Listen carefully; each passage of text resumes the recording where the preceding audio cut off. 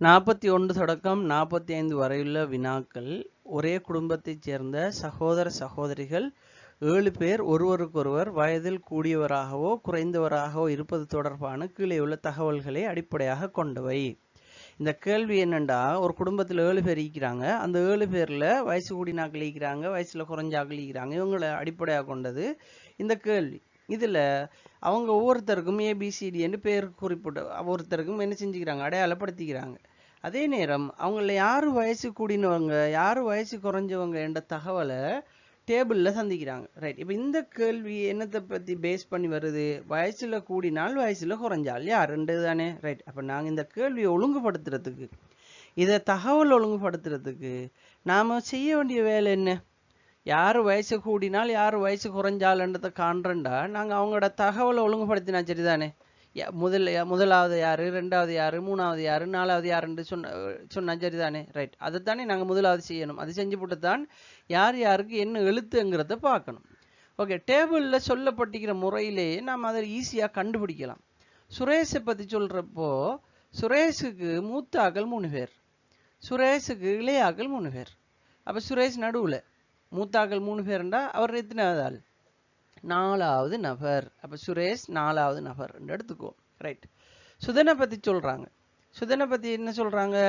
சுதன், அவருக்கு மூத்தவங்க சுகந்தி, ஏ, சுந்தரி, சி, கிட்டத்தட்ட 4 பேரை சொல்கிறாங்க. அப்போ சுதன் எத்தனையாவது ஆள்? சுதனுக்கு மேலே 4 பேர் இருக்கிறாருண்டா சுதன் 5வது ஆள். ரைட். அடுத்தது பார்ப்போம். சுமனை பற்றி சொல்ற போது சுமனை பற்றி என்ன சொல்கிறாங்க? சுமனுக்கு மேலே ஒரே ஒரு ஆள், பி மட்டும். அப்போ சுமன் எத்தனையாவது ஆள் அடிப்பார்? ஒரே ஒரு ஆள் மட்டும் மீகண்டா அவர் 2வது ஆள் அடிப்பார். அப்போ சுமன் 2வது ஆள். ஓகே. ரைட். அடுத்தது பார்ப்போம். சுமதியை பற்றி சொல்லப்படுது. சுமதியை பற்றி சொல்லப்படுற நேரம் சுமதிக்கு BAECD என்று கிட்டத்தட்ட 1 2 3 4 5 அவருக்கு மேலே 5 பேர் இருக்கிறாங்களாம். அப்போ இவ எத்தனையாவது ஆள்? 6வது ஆள். ரைட். அப்போ அவ 6வது ஆள்ன்றது எடுக்கும். ரைட். இப்போ எங்களுக்கு மிச்சம் நாங்கள் குறிக்க வேண்டியது முதலாவது நபரும் 3வது நபரும் 7வது நபரும் குறிக்கணும். சரி. இப்போ பார்ப்போம் எப்படி குறிக்கலான்றதை பார்ப்போம். சுமனுக்கு மேலே பி என்கிற ஒரு ஆள் இருக்கிறதாக சொல்லப்படுது. ரைட். இப்போ பார்ப்போம், நாம சுமனுக்கு மேலே பி என்ற ஒரு ஆள் இருக்குன்னு சொல்லப்பட்டிக்கு. ஓகே. ரைட். இப்போ சுரேஷுக்கு வருவோம். சுரேஷை பற்றி சொல்லும்போது சுரேஷுக்கு மேலே இருக்கிறார்கள் 3 பேர்ன்னு சொல்லிக்குது. 3 பேர்ல சுமனை குறிச்சாச்சு. அப்போ மிச்சம் இருக்கிறாள் யாரு? ஒன்று சுந்தரி, இன்னொன்று சுகந்தி. சரிதானே. சுரேஷுக்கு மேலே இருக்கிறவங்கள சுமனை குறிச்சிட்டோம். மிச்சம் இருக்கிற யாரு? ஒன்று சுகந்தி, இன்னொன்று சுந்தரி. ரைட். இப்போ இதில் சுமனுக்கு மேலே ஒரு ஆளை கீழே ஒரு ஆளை குறிக்கணும். அப்போ சுமனுக்கு மேலே ஒரு ஆளை கீழே ஒரு ஆளை குறிக்கும் போது சுந்தரி எங்கே வரப்போறா, சுகந்தி எங்கே வரப்போறான்னு நம்ம தெரியணுமெண்டா அவங்க அந்த சுமனோட சம்மந்தப்படுற மாதிரி வேற எங்கேயாவது சொல்லப்படுதான்றதை தேடணும். அப்போ இங்கே பார்க்கலாம், சுமனோட சம்மந்தப்படுற இடத்துல சுந்தரிய சுமனுக்கு இளையவ என்று சொல்லப்படுது. எனவே நாங்கள் சுந்தரிய சுமனுக்கு கீழே 3வதாக குறிப்பிடலாம். அப்போ சுந்தரிய 3வது நபராக குறிப்பிட்டமா இருந்தால் சுமனுக்கு மேலே யார் வருவா?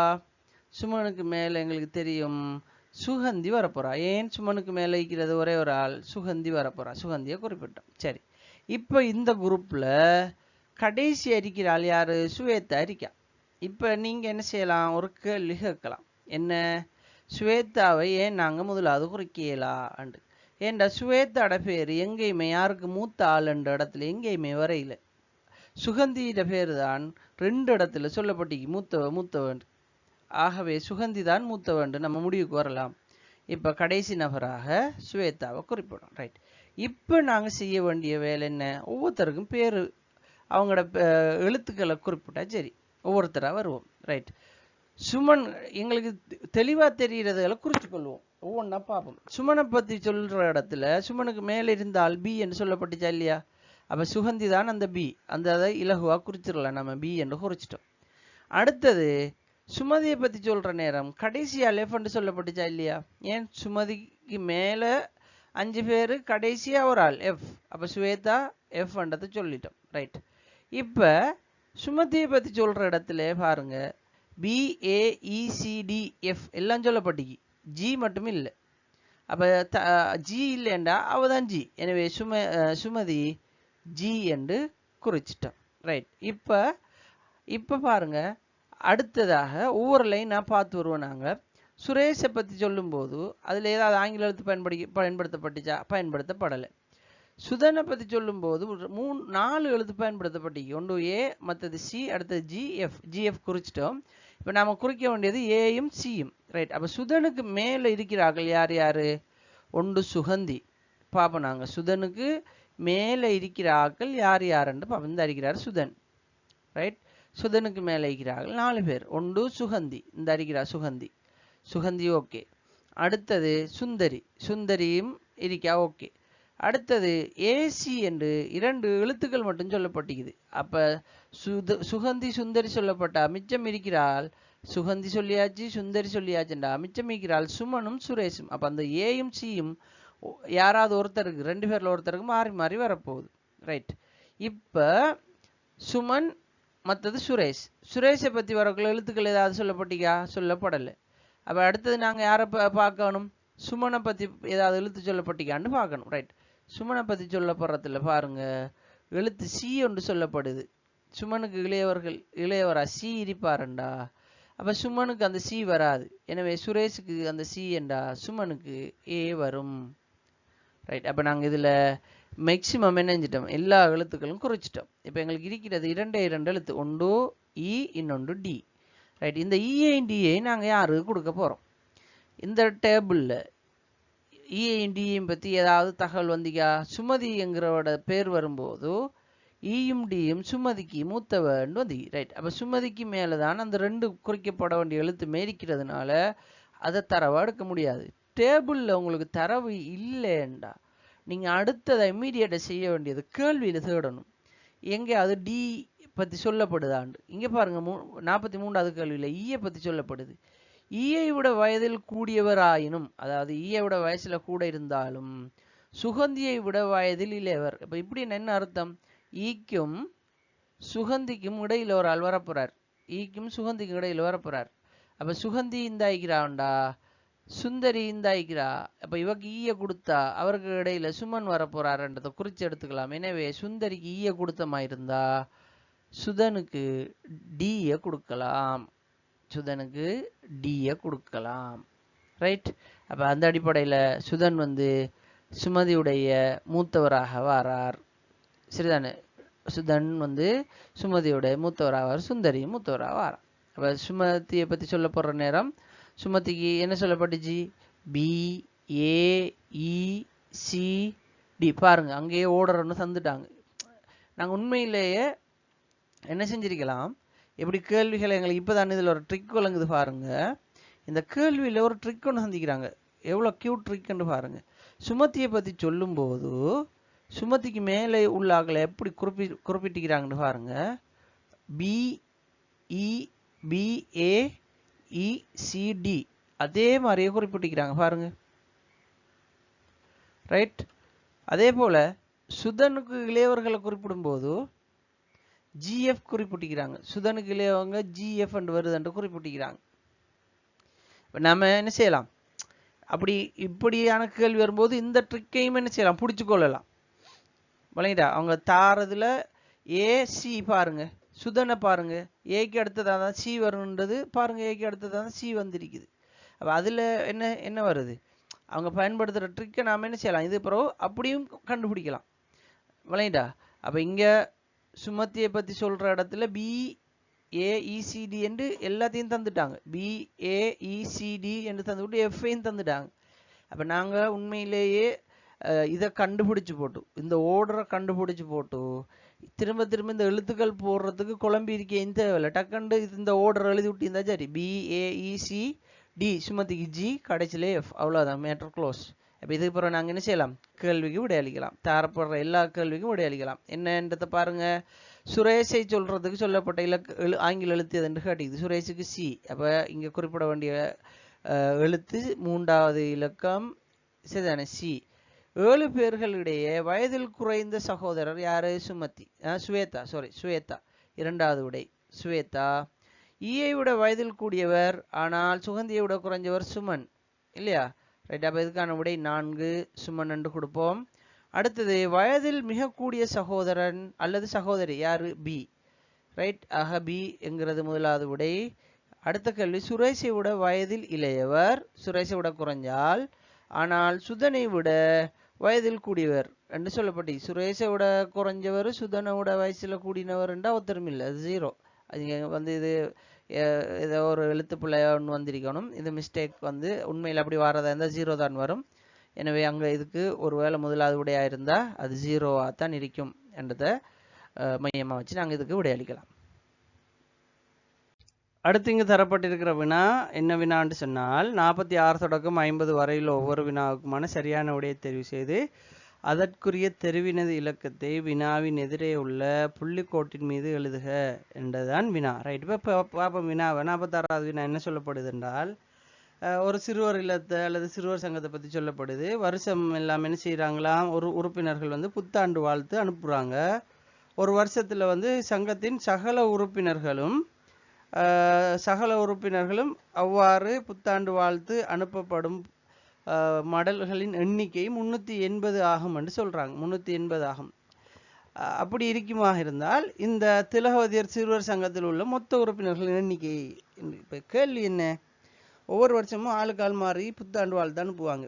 இந்த வருஷம் ஒரு 350 வாழ்த்து அனுப்பப்பட்டி என்றா எத்தனை பேர் அவங்களுக்குள்ள மாறி மாறி அனுப்பியிருப்பாங்க? ரைட். இந்த கேள்வியை செய்யறதுக்கு நம்ம என்ன செய்வோம்டா, பேசிக் ஒன்று வழங்குவோம், அடிப்படை ஒன்று. இது எப்படி வருதுன்றதை வழங்குவோம். பாருங்க, இது எப்படி வருதுன்றதை நான் வழங்கப்படுத்துறேன். ரைட். 3 பேர் இருக்கிறாங்க, ஏ பி சி. சரியா? இவங்க ஒருவருக்கொருவர் மாறி மாறி என்ன செய்யறாங்க, புத்தாண்டு வாழ்த்து தெரிவிக்கிறாங்கன்னு வச்சுக்கோ. ஒருவருக்கொருவர் மாறி மாறி புத்தாண்டு வாழ்த்து தெரிவிக்கிறாங்க. ரைட். எப்படின்னு நம்ம சும்மா எழுதி பார்ப்போம். இதுக்கு ஒரு இலகுவான ஷார்ட்கட் இருக்குது, ஒரு தியரி இருக்குது. நான் என்ன விஷயன்றதை நீங்க விளங்கணுன்றதுக்காக இதை சொல்றேன், இதை விளங்கி கொள்ளுங்க. ஏ அனுப்ப போறார். ஏ அனுப்புறதா இருந்தா யாருக்கு அனுப்புவாரு? பிக்கும் சிக்கும் அனுப்புவார். அப்ப எத்தனை வாழ்த்து அனுப்பப்படுது? 2 வாழ்த்து. ரைட். பி அனுப்புறார். பி யாருக்கு அனுப்புவாரு? ஏக்கும் சிக்கும் அனுப்புவார். எத்தனை வாழ்த்து அனுப்பப்படுது? இதுல 2, அப்ப மொத்தம் 4. சி அனுப்ப போறார். சி யாருக்கு அனுப்புவாரு? ஏக்கும் பிக்கும் அனுப்புவார். ரைட். இதுக்கு இவ்வளவுதான் மொத்தம் என்ன செய்ய போகுது, அனுப்பப்பட போகுது. அப்ப 3 பேர் இருக்கும்போது வாழ்த்தட்டை எத்தனை பரிமாறப்பட்டிக்குது? 6 வாழ்த்தட்டை பரிமாறப்பட்டிக்குது.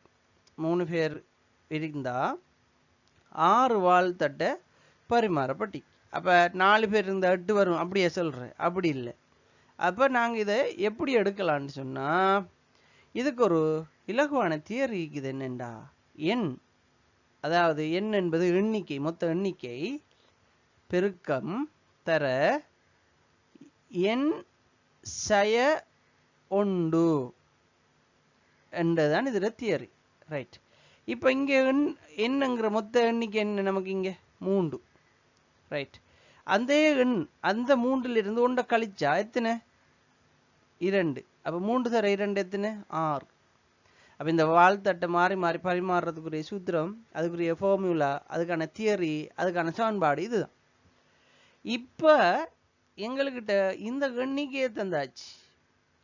இந்த எண்ணிக்கையை தந்து இது எத்தனை பேர் பரிமாறினதா இருக்கும்ன்றது கேட்டிக்குது. எங்கள்கிட்ட தான் விடையை தந்து அன்னைக்கு.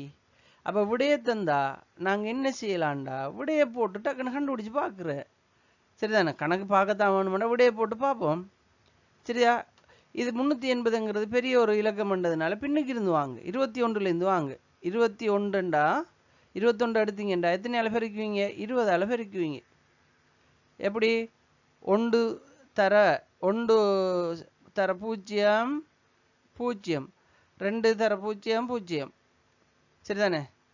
ஓர் 2 2 2 4. அப்ப 420 வருது. அது வராது, அதை நாங்க மெனக்கெட தேவையில்லை. ரைட். 420 அது வராது. திரும்ப 20 ட்ரை பண்ணுவோம். 20 எத்தனை அளவு இருக்கணும்? 19 அளவு இருக்கணும். 19 10ஆல பெருக்கினீங்கன்னா எத்தனை 190. பாருங்க எவ்வளோ லேசாக நாங்கள் குயிக்க டக்குன்னு விட எடுக்கலான்ட்டு. இப்போ 190 ரெண்டு தரம் 90 90 180 90 90 180 100 100 200. அப்போ 200 180 380 சரியா வருது. எனவே இதுதான் சரியான விட. அப்போ நீங்கள் 19 20ஆல பெருக்கிட்டீங்க இல்லை 19 முதல் உங்களுக்கு 19 190 எங்களுக்கு தெரியும். 10ஆல பெருக்கினா 190 வரும்னு தெரியும். சரிதானே? அப்போ அதை ரெண்டு தரம் பெருக்கினா என்ன எங்களுக்கு தெரியும் 90 90 180. அப்போ மிச்சம் மீக்கிற 200 மிச்சம் மீக்கிற அந்த 100 100 200 180 200 380. அப்போ இவங்க சொன்ன எண்ணிக்கைக்கு இங்கே சமனாக வரக்கூடிய எத்தனை உறுப்பினர்கள் இருக்கிறாங்க?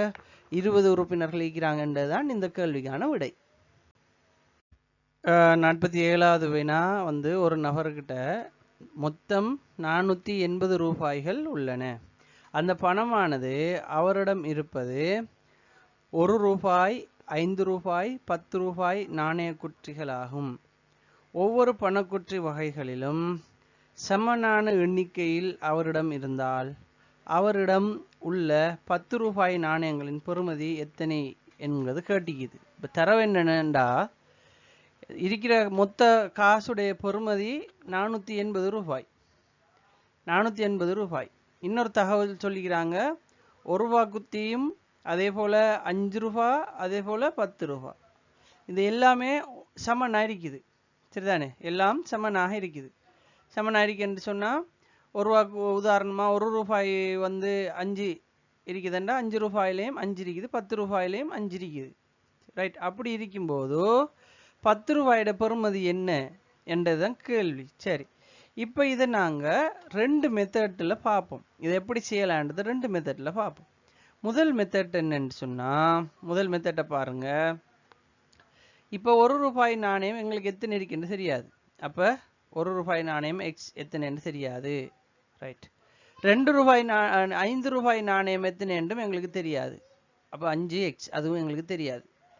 10 ரூபாய் நாணயம் எத்தனை என்றதும் எங்களுக்கு தெரியாது. எனவே 10x இதெல்லாம் சேர்த்து எவ்வளவு 480 என்றது தரவு. ரைட்? இப்போ எக்ஸ் எடுத்தோம்டா 1 5 6 6 10 16. அப்போ 16x சமன் 480. அப்போ 16x சமன் 480ண்டா எக்ஸ் சமன் 30.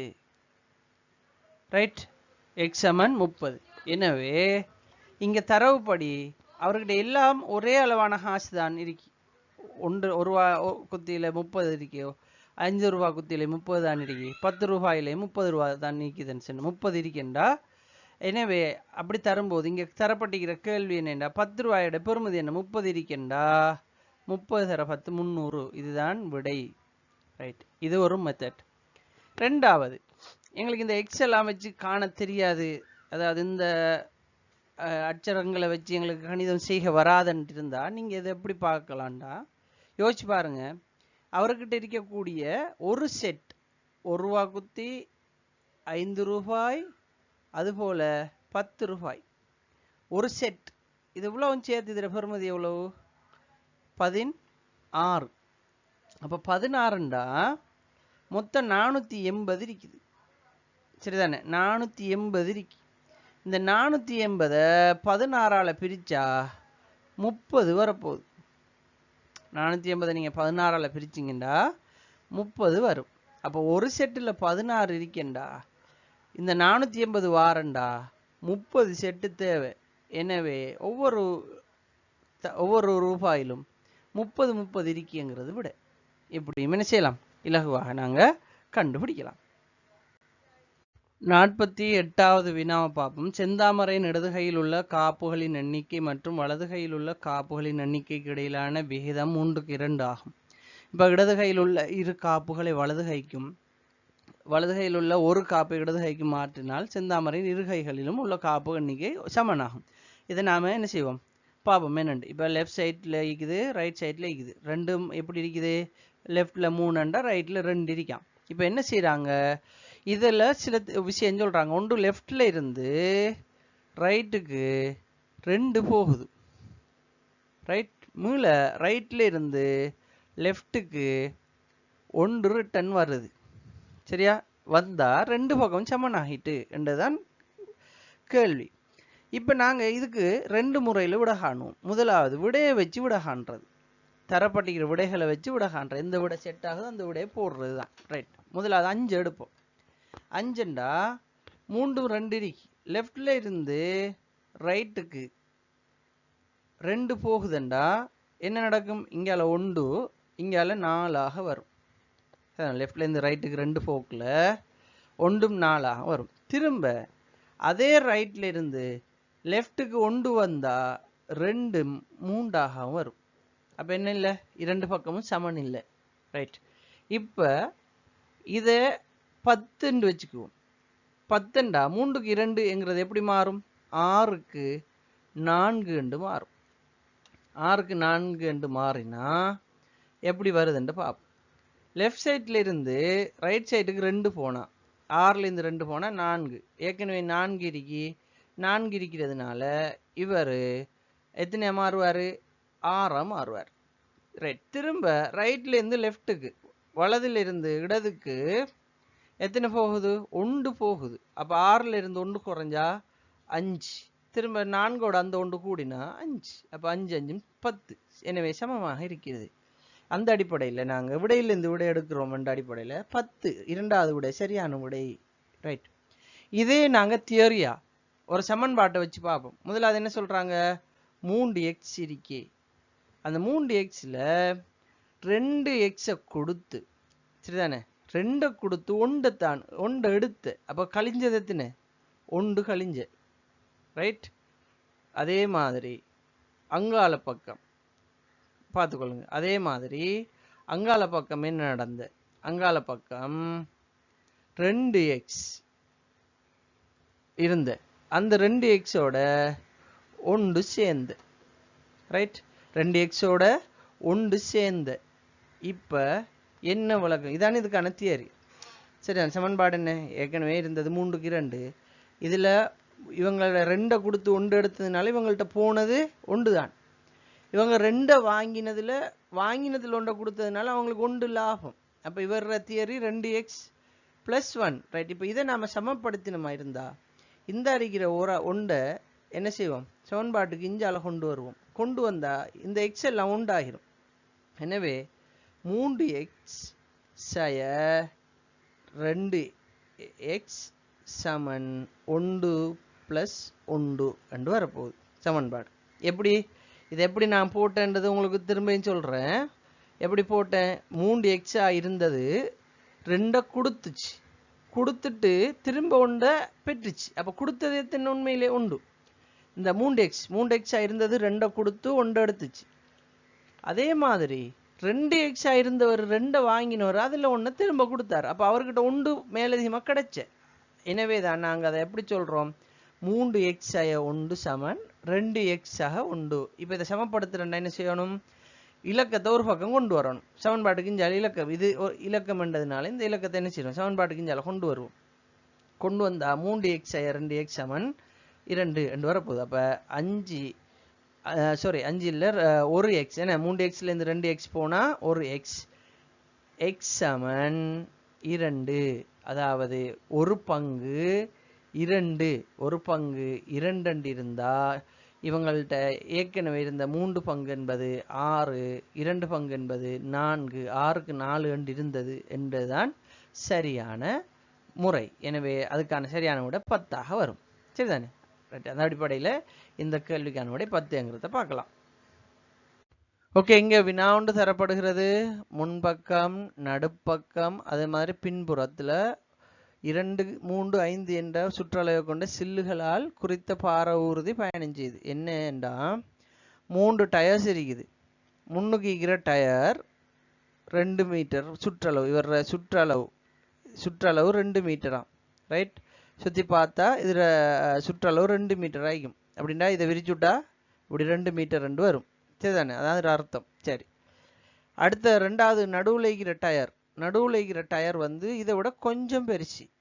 இவர் கொஞ்சம் பெருசுன்றக்குள்ள இவர் ஒரு 3 மீட்டர் இருக்கார் சுற்றளவு. அவரோட சுற்றளவு 3 மீட்டர். ரைட். அடுத்த டயர் வந்து 5 மீட்டராம், கொஞ்சம் பெருசு. இதை விட கொஞ்சம் பெரிய டயர் இப்படி இருக்குன்னு வச்சுக்கலாம். ரைட், இப்படி இருக்கிற டயரை கொண்ட ஒரு வாகனம் பயணம் போகுது.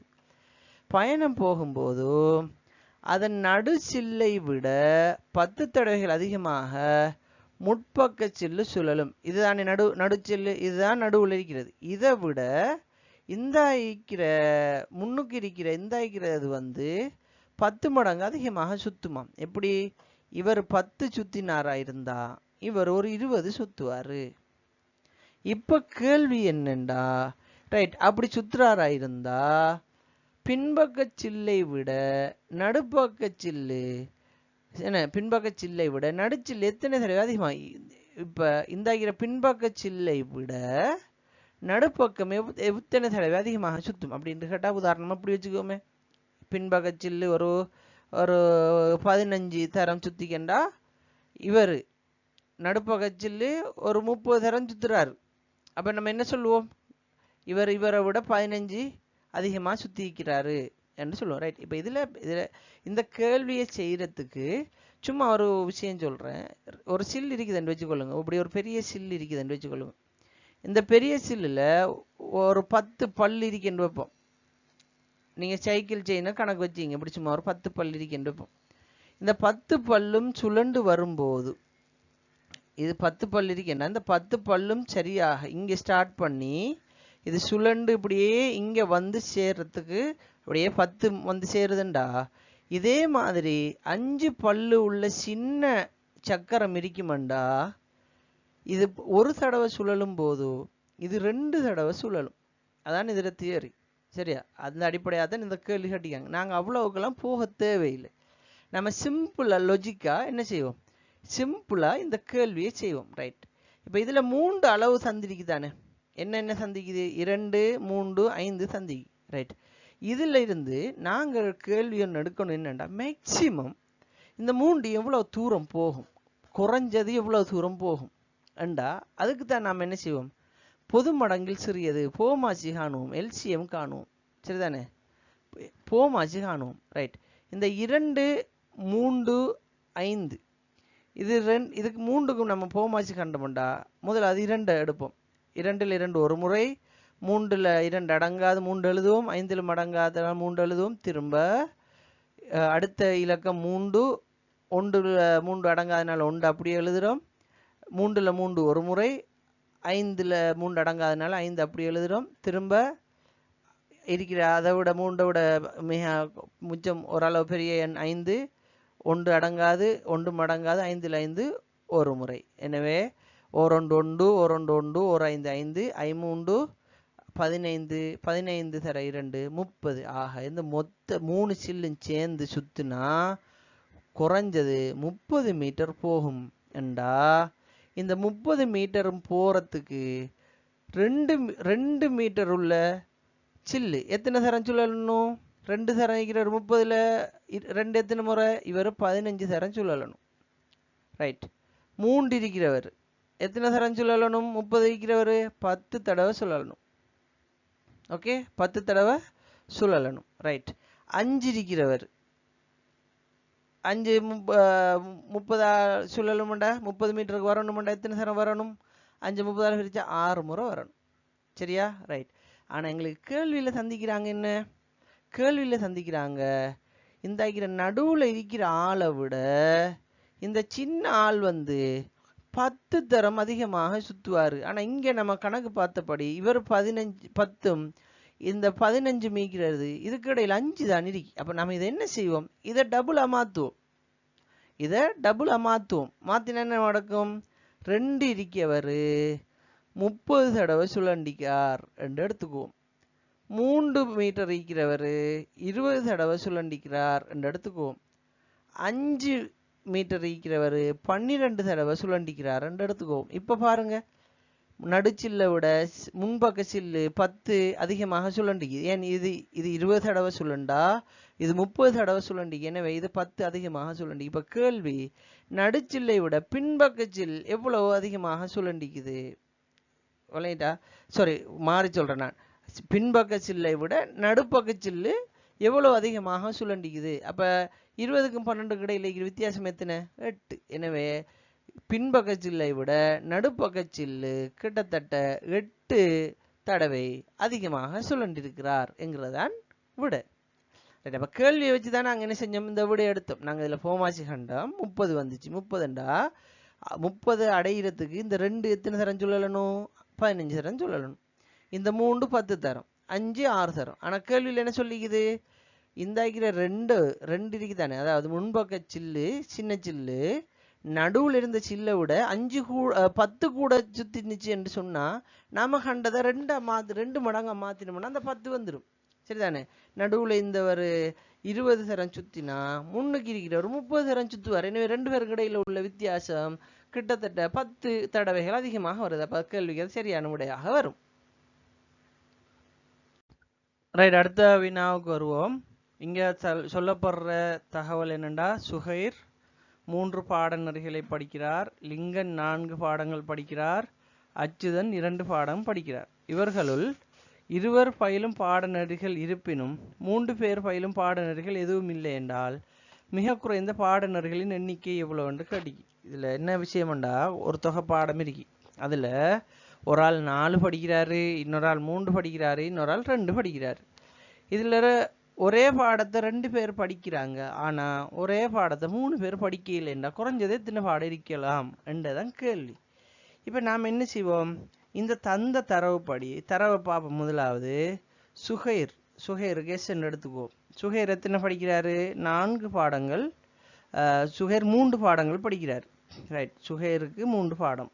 தரவை பார்ப்போம்.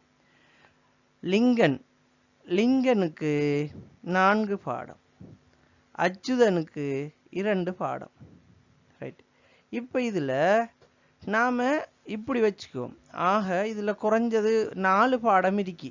ABCD என்று 4 பாடம் இருக்கு என்று வச்சுக்குவோம். ABCD என்று வச்சுக்குவோம். அதுல சுஹைர் படிக்கிற பாடமாக ABC என்று எடுத்துக்குவோம். லிங்கன் என்ன செய்வாரு, ABCD 4 பாடத்தையும் எடுப்பார். 4 பாடத்தையும் லிங்கன் எடுப்பார். அச்சுதனுக்கு 2 பாடம் தேவை. அச்சுதன் எப்படியும் இதுல ஒன்று DAO அல்லது AAO தெரிவு செஞ்சா இந்த A என்பது 3 பேரும் படிக்கிற பாடமா போயிடும். 3 பேரும் A படிக்கிற மாதிரி போயிடும். D என்பது சரிதானே, 2 பேர் படிக்கிற பாடமா இருந்தாலும் A 3 பேர் படிக்கிற பாடமா போயிடும்.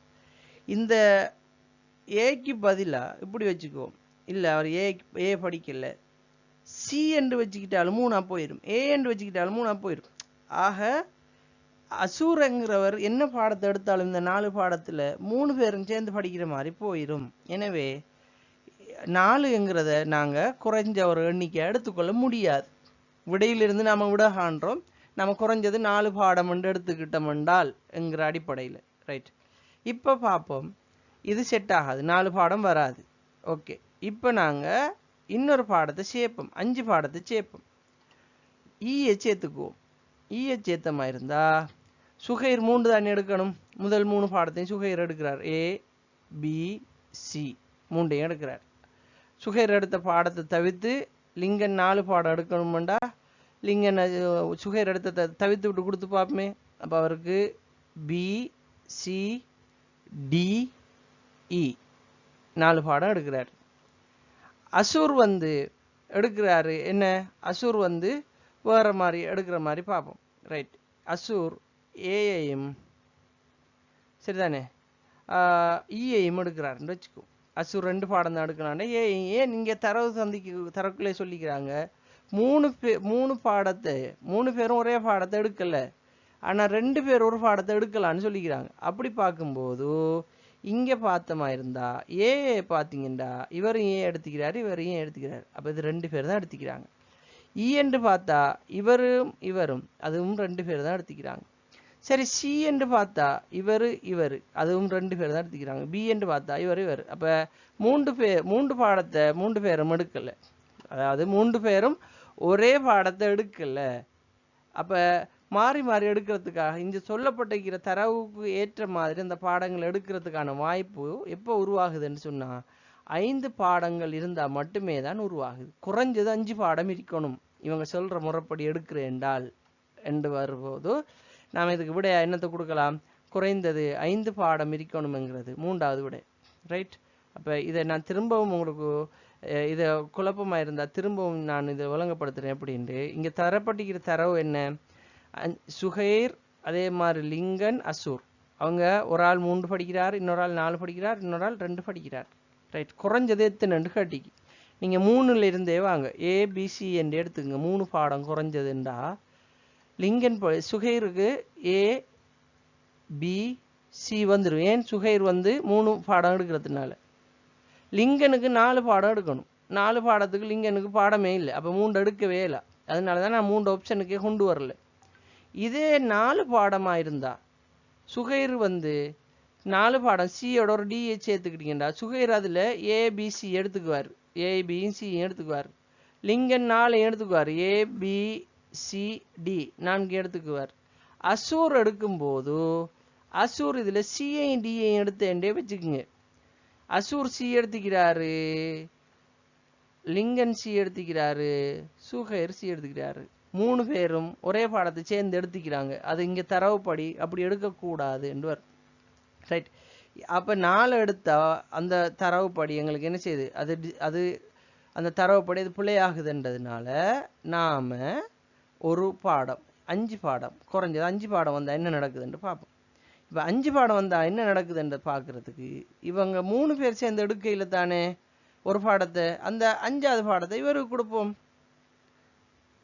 இயும் டியும். அப்போ இங்கே என்ன நடந்துக்குது? இப்போ பார்க்கும்போது இதை கணக்கில் எடுத்துக்காய்ங்க. இது மொத்த பாடம். இப்போ என்ன நடந்துக்குது பாருங்க.